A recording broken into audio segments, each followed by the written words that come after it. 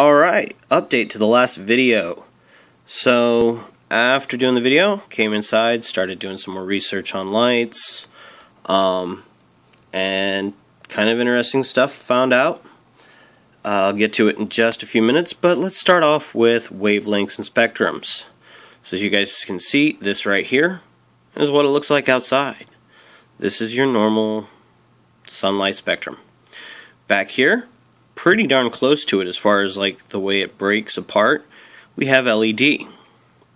Incandescents, not a whole lot of blues, which is oftentimes why they can't be used. Also, their heat production is why they can't be used for growing. You just put out too much heat, not enough green, blues and stuff like that.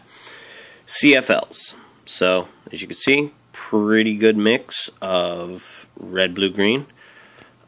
Just by looking at this spectrum and doing a little bit of cross-referencing, I'm going to say that's probably a 27K spectrum light for the CFLs. The daylight bulbs or the 65K spectrum, they're going to look a little bit different. They're going to be like a reversal of this kind of thing, more over on the blue, less over on the red. So, there we go. So this is what your plants are seeing chemically. This is what they're getting. This is, what they're using to photosynthesize, flower, stuff like that. Now then, Illumitex. This is a web page I found online, and it goes over all the different influences of all of these different wavelengths on your plant. And first thing I noticed is there's some gapping, like your plant does not use anything from 400 to 430. It doesn't use anything from 450 to 500, 550 to 640. There's just these gaps that it appears that the plant really doesn't care about. First thing I noticed is the 10 nm to 400 nm ultraviolet light. They have it in here. The large amounts of it is dangerous, so I don't recommend growing in like an all black light room or something like that, but there are some interesting things. Plants' color, taste, and aromas. UV light's apparently important for that. That's interesting. And there was another thing in here. Oh, there it is. Enhances antioxidant activity of plant extracts. So if you're going to be eating, juicing, consuming, making butter, whatever, might not be a bad idea to go ahead and throw a UV light in your grow room. So considering that is what I'm going to be doing with parts of my plant, I don't know, I'm hesitant on, do I want to put it in? Do I not want to put it in? Do I want to just put in an extra socket and just go with it? Wishy-washy, so give me your comments. If anybody out there has used ultraviolet light and has seen any improvement in their plants, I'd definitely be interested to find out. Blue lights. So this is all your vegetative growth everybody's talking about. It promotes strong roots, stems, and things like that. And here's something I saw that was really kind of cool. Especially when stretching must be reduced or eliminated. So I'm kind of curious if you can actually, if you're overheating your plants, if you can reduce the amount of stretching that you're going to get off of your buds by adding more blue light into your flower room. Green light. It does actually do stuff. Stomatal control, phototropism, photomorphogenic growth, environmental signaling.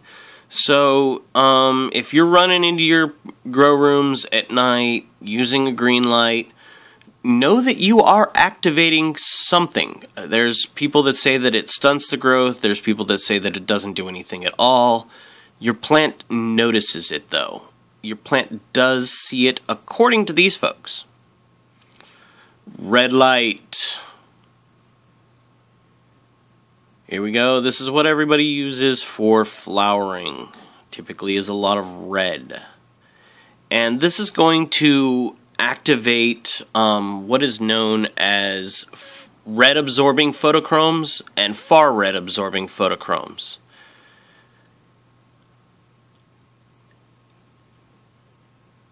And there's actually specific wavelengths of red that are the most productive for your plants. So I don't have a meter to go out and check what NM my red light is running at, so I don't know whether or not it's actually being productive or not.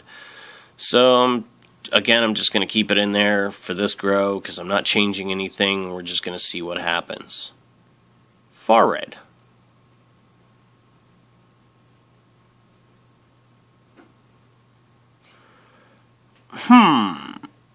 Can be used at the end of each light cycle to promote flowering in short day plants. So that's what your plant's doing. That's what it's seeing. That's what it's using all of these different wavelengths to do. Commercial growers are switching over to LEDs that are much finer tuned, and I think maybe here in the future I'm going to start doing that as well.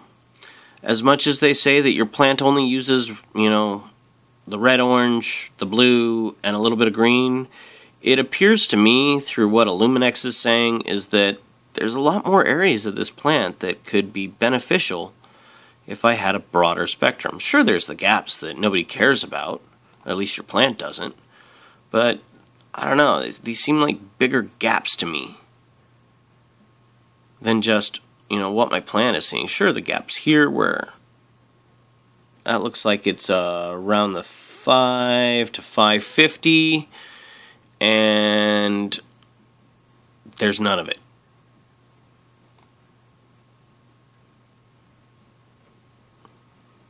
So I'm missing things, and I'm kind of bummed about that.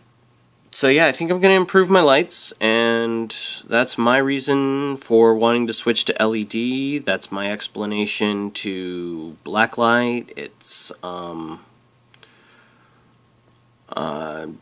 changing things around constantly, and with this plant, and next time I'm going to be a little bit more consistent, and I'm also considering doing 2 at a time. That is my next thought. I may just try and separate the cabinets so that I'm getting equal portions of light to both of them with different lights and see if it works. I talked about having the one plant under constant 24-hour blue light, so I'm going to try that. And the other side I'm going to try, and the blue light, by the way, I'm going to do all with CFLs. The other side, I'm going to do total darkness during the nighttime, and I'm going to be using LEDs. So we're going to see next time, hopefully, if I can get everything set up, what the real difference in light is when growing indoors on a budget. Alright, that's it from Oregon, and y'all have a great day. Bye-bye!